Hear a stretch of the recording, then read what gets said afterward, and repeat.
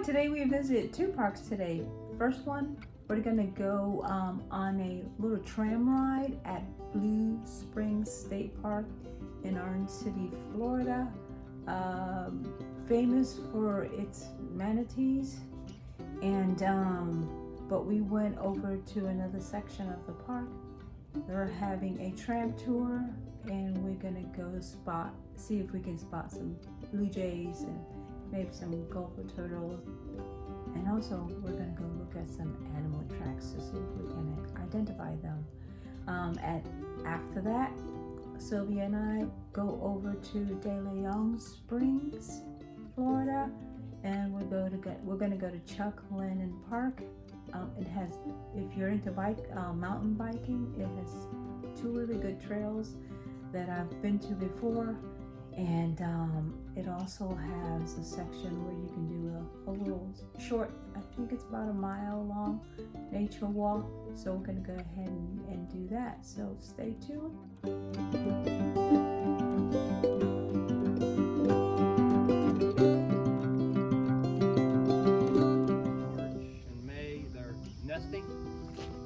So they may be in there building a nest, having eggs, raising their babies, 3 to 4 eggs, and they're kind of a indicator species because if you got good habitat, you'll see these scrub jays, the right habitat for them. There's people tell me around the Berry they see them down at like Shell Road, different places.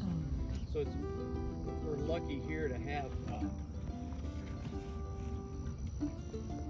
We're all seated back here, Connor, ready to roll.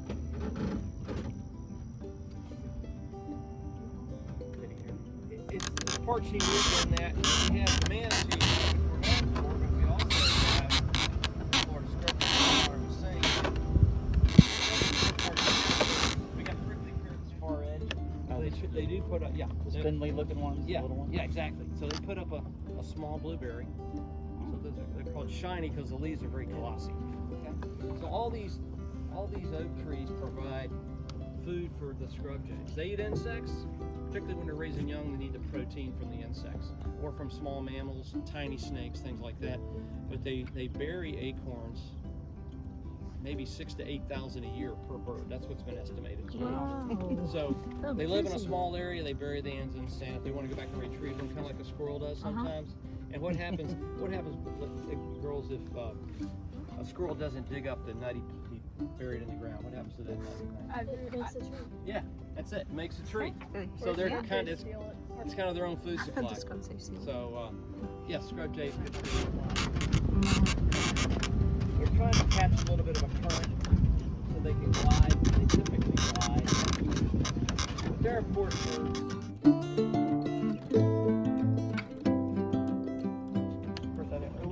I'm going to give you all a small checklist you can use. Yeah, if you could give them back, I'd appreciate it, but you're more than welcome to take a photo of them front and back to keep them for your own personal uses. You're welcome to come off if you want for a few minutes. But it looks like the tortoise went like to the side of the tram and kind of came down here and then came back up in or out of its burrow. So. Yep. There could have been some Tracks right here. This one here, these small tracks, possum or something maybe. Or we got armadillos out here too. Armadillos, raccoons. I was trying to see if any of these raccoon tracks. Could be a lot. The raccoons have very spindly little fingers. Yep. I mean, again, when the sand is really soft, sometimes it's hard to get a good definition. But like you're up here, like the slightly more compact stuff, you can kind of see a little better. And you can think that are under here also. You can see little raised area or something crawl along. Yeah, crawled on. Because we have pocket gophers out here. I don't see pocket gophers, they live on the ground, but they push up a clump of sand. Yeah. You'll see them over in some of these shadier areas. But the raccoons are really sneaky because they have hands like. What makes those little circles? Those are sand lion pits. Sandline pits? Yeah, they're a type of insect that like if a bug or like an ant crawls in, they fall into the hole and they can't really climb out of it, and then a sand lion kind of grabs them. So it's a and trap. It is, yeah, It's it is a trap. Yeah, it's kind of similar to like how a spider's web. You know, they just wait for something to walk into it, and yeah, they're pretty cool little guys. I used to feed them ants as a kid. You know, like watch the ants go into the little pits. Really? kind of catch them. Yeah, I mean, this area is one of those. I mean, it's not as bad as the area that I was going to let you know about, but it's because we have on top. Mm-hmm. That's the rusty. We got the palmettos. That's a park. That's what they do. They push up the sand in just a clump. They come up, maybe pop their head out and go back. Uh-huh.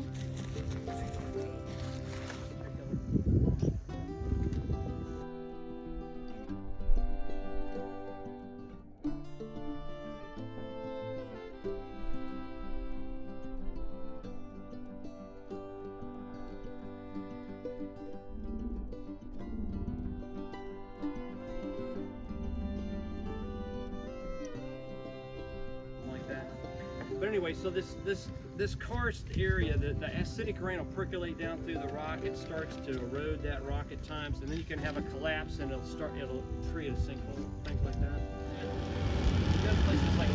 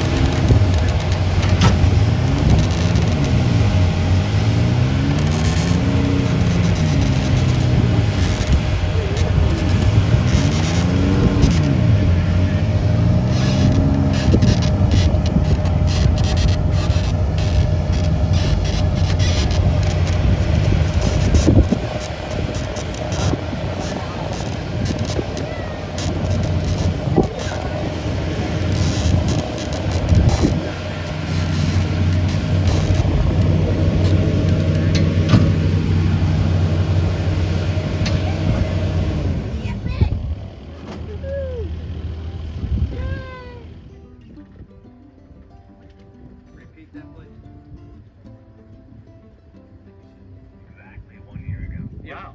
So I was, exactly 1 year. So it's already growing back. So what that does, it allows native plants to come up. The ash adds nutrients to the soil, so it makes it a more vital part of the habitat. Keeps growing.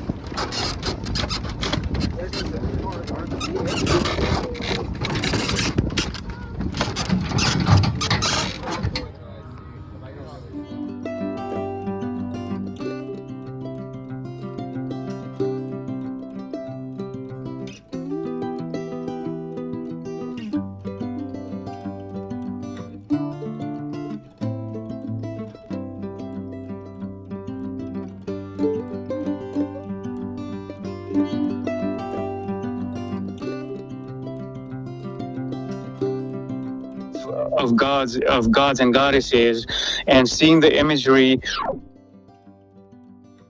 and having a grandmother that was very connected to the spirit world, I would say more than even the physical world. And she's still alive today. She's 86 years old. It's just, going from temple to temple with her, and her telling me one day about the nature of Shiva, and she said that Shiva is both manifest and unmanifest. Mm-hmm. And 5-year-old, I kind of understood the manifest side of Shiva, because you could not miss it. If you were born and raised in Kathmandu, you could not miss the imagery of Shiva. Everywhere you went, you see some form of Shiva and Kali.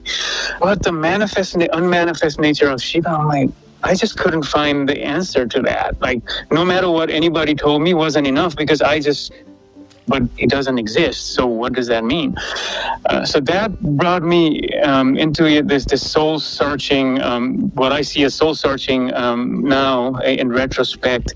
And I kept looking for answers, trying to find that unmanifest nature of Shiva.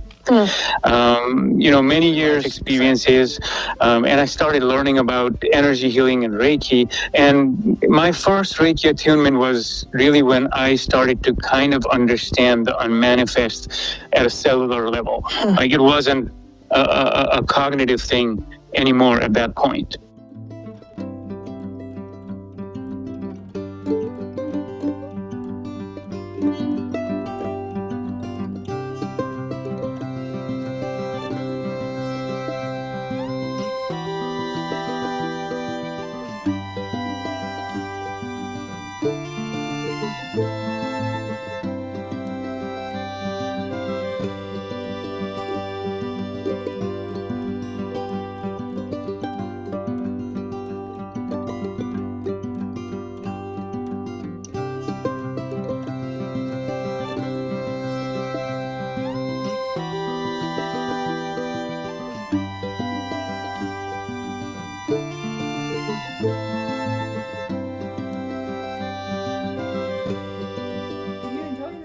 Give me a thumbs up, comment, and let me know if you've been to either one of these parks before, and just get outdoors and have fun.